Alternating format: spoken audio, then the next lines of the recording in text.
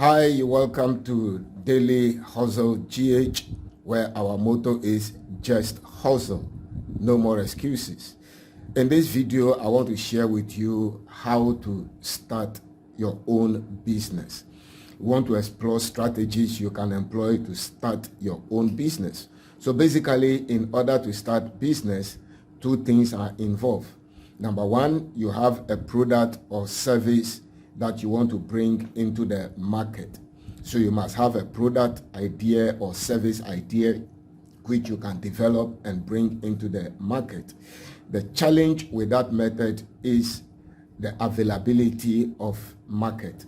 And so if you have a product or you are thinking of a product or a service idea you want to bring into the market as a businessman or entrepreneur, you must be thinking of where you are going to get a market from, because without market, without customers, business or an idea is useless.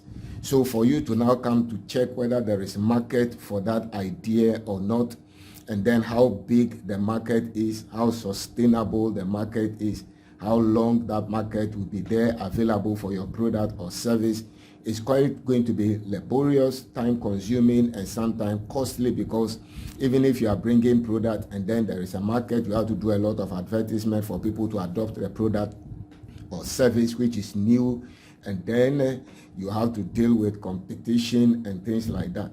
So that is the first method, but I don't subscribe to that method.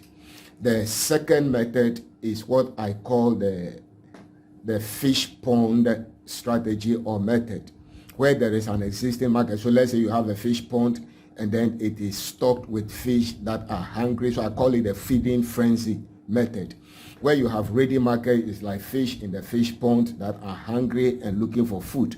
And so your product or service you are bringing is like the food.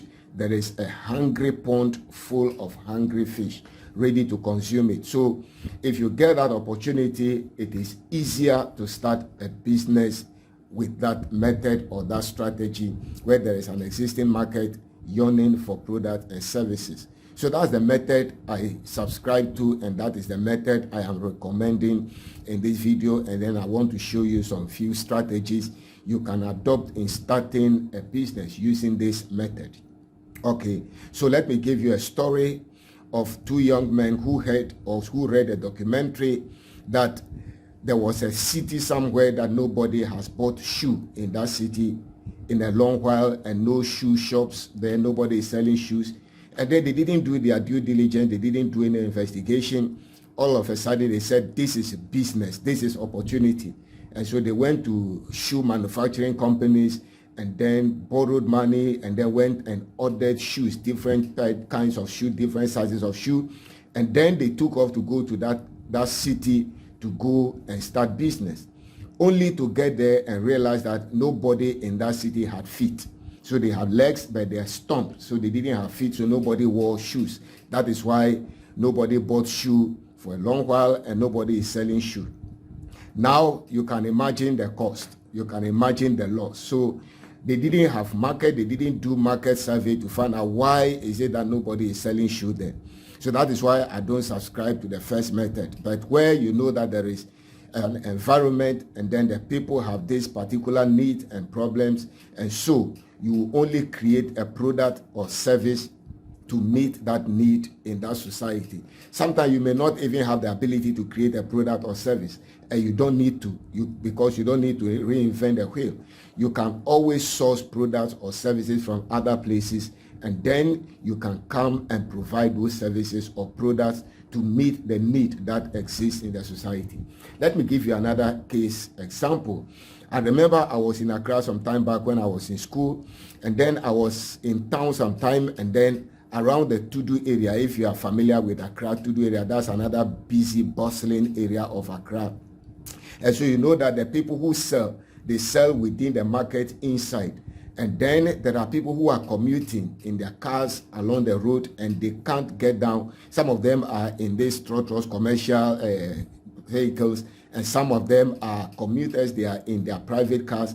And those days, I remember the AMA task force was already always on that road, clamping the cars that parked in unauthorized places because those places were busy.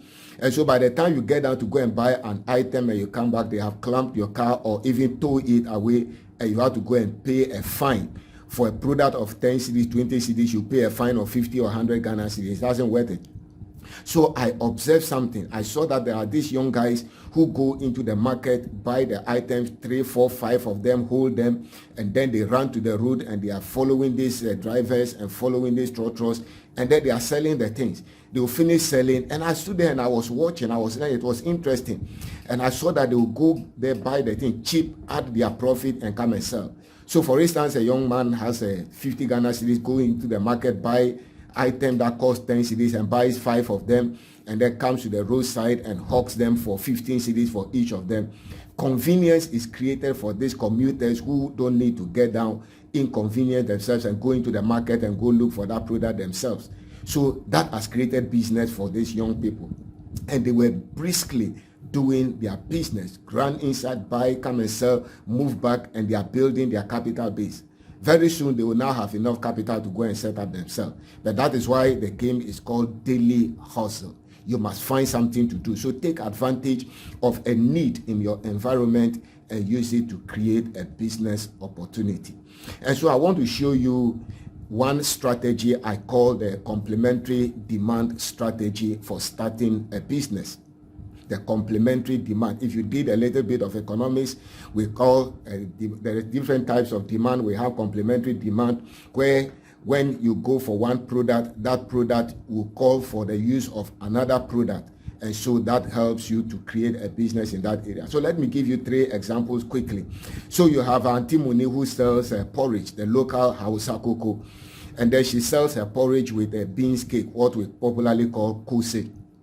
But you see, it's not everybody who will like the kose, because there are people who, they react to the beans because they become flatulent and then bloated because of the gas, and so they don't take beans products. And so such people may be looking for something else to go with the porridge. So they may be looking like maybe bread or maybe donuts or what we call in the local term boflot.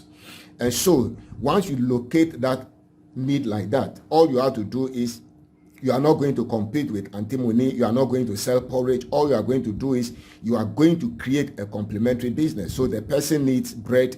Auntie Moni is not selling bread with a porridge. So you decide, why not I start selling porridge near where Auntie Moni is selling her porridge. So you buy bread. You don't need to bake the bread. You just go and source it from bakery somewhere. You don't need to know how to fry donuts. You can source it from somewhere.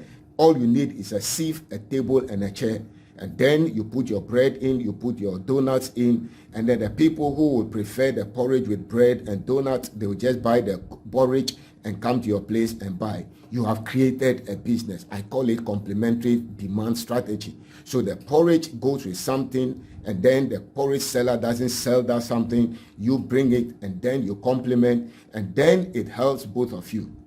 Because she doesn't sell that, and they know that when they come to Auntie Moni's place, they may not get the bread. They may go to a place where they will get both the bread and the porridge. But by creating the complementary business, you help her retain her customers, and then you also make business out of a customer. So it's easy to start business. You don't need to reinvent the wheel, and then you don't need a huge setup somewhere. One business can create the opportunity for the establishment of other businesses. Let me give you another example. For instance, a tertiary institution comes to town, a university comes to open in your community where you are. Now, you can say job opportunity has come. Yes, job opportunity has come in the institution itself, where you can be a lecturer and then adjunct services that you can get employment. But you see, as a businessman or entrepreneur, you are not looking for employment in the institution. The first question you ask yourself is, what opportunities are going to be created with the coming or establishment of this university in this town? Immediately you are thinking of secretarial services. The students are going to be given assignments.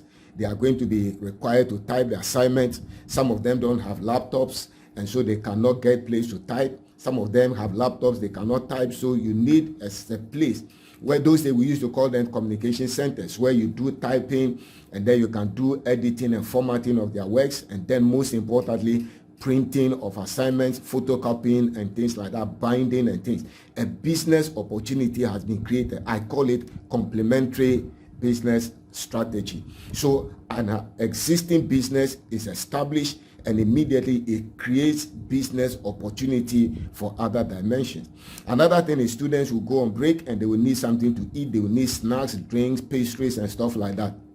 That is another business that has been created like that. So you look for the need and then you decide, come on, I am going to take this place. Or you are going to start a small chop bar or small canteen or restaurant around the place, because the big business has created opportunity, and you take advantage of this opportunity and you set up a business. I call it complementary business strategy to start a new business. So an existing business, you are not going to compete with them. You are not going to produce the same product or run the same services they are running. You are going to look for a need that has been created as a result of this business. Then let me give you a third example, which is currently happening in Bogatanga, where I am currently. There are mining companies that have come to the region, and then they are prospecting. Some of them are starting, they are building their mines, they are building their facilities and things. One of them is even building an airport. Now, that is opportunity for business in the region and then in the mining community. Number one, you can go and then they will outsource some of their services to you, and then you will render those services to the company or to the clients of the company. And then the next one is you don't need them. All you have to do is what needs are created in that environment as a result of the establishment of this mining company in the place. Immediately you begin to strategically identify some of them. Like I said, food services is one of them. You see that all their workers during lunchtime, they enter into their pickups and cars and they drive to town because the community is far from town, and they go for lunch in town. Whilst you are a very good cook and you are very good at cooking delicious meals, why do you allow people in town to be making money where you are close to the people who are carrying the money? All you have to do is source some funds and then set up some small canteen or chop bar and then cook your delicious meals, and then these guys will come there. You have created business, which I call complementary strategy business, like that. You complement their services for them. Instead of driving, spending time, going to town, burning fuel, going to town to eat and come back, the inconvenience, the time, etc., you solve that problem for them. There will be other things they will be needing, like toiletries and things like that. You decide, I'm starting a small mini supermarket or provision shop there for them to get access to all these things. That is all business strategy. So in this video, I just decided to show you this simple way that you don't need to reinvent the wheel. You don't need to go and create product or service and then you are looking for market. There are companies that create opportunity. So just look for the opportunity and take advantage. And then it is like when I used to teach science at the basic school, there is a topic I taught about the living things or living organisms living in an ecosystem. And then I remember this particular topic I taught on symbiosis, the relationships and interactions between living organisms in the ecosystem. And there are three levels of relationship. We have the commensalism, we have the mutualism, and then we have the parasitism. The commensalism is where one organism benefits from another one, but the other one doesn't suffer or doesn't lose anything. It doesn't benefit anything, but it doesn't lose anything. So that is the strategy I gave you. So the complementary demand strategy is like commensalism, where you take advantage of the presence of this business and you create a business out of it. You don't take their client from them, you don't compete with them, but you create a business based on a need that they are not meeting. So it becomes like commensalism. And then I also talk of mutualism. Mutualism is where both organisms benefit from the relationship. So you look at cattle and then they have these ticks or fleas or flies that follow them and then bite them and suck their blood. And so you see they use their tails to whip them away. And then you have these birds called cattle egrets that follow them. So there is a relationship between the cattle and then the cattle egret. The egrets are feeding on these insects on the body of the cattle. And so those insects, they are sucking the blood of the cattle and causing discomfort, itching, etc. And so there is a mutualism in this relationship. The birds are feeding and then the cattle are freed from the torment of this flea. So it's a mutualistic kind of thing. And I gave you an example of the fact that somebody may come and they are looking for a one-stop place where they can buy everything. But because they can't get it, they'll go to another place. But if another person comes to establish a complementary business that provides the aspect of business you don't provide, then it becomes a mutualistic business strategy or mutualism. All right, so basically, if you want to start a business, you can start business anytime, anywhere you want to start. Just look around and look at existing businesses, and then you decide that, well, I can start a small business because of the presence of this big business that exists here. And then you are good to go. So Daily Hustle GH will bring you strategies to start your own business, and then we bring you success stories of businesses that are doing well for you to know it is possible. You can make it in life using your own hands with a little creativity and innovation, with a little idea. It is good to get a job, but how many of us are going to get a job in this modern economy where companies are folding up, companies are downsizing and laying off workers? It is time to take your destiny into your own hands and hustle. So join Daily Hustle GH, subscribe to the channel, like our videos, share our videos. If you have learned anything and they are educative to you, share with friends and family. But most importantly, subscribe to the channel. Let's grow this channel, and then turn on the notification button so that when we post any video, you'll be among the first to be notified. Thanks for watching. I'll see you in the next video, where I'll show you evergreen niches or industries where you can start business and you'll be in business forever. There are some of the areas you start business and it's seasonal, but there are some of the places when you start a business, certain industries and niches, it is forever. In the next video, I'll show you that. Thanks for watching once again, and God bless you.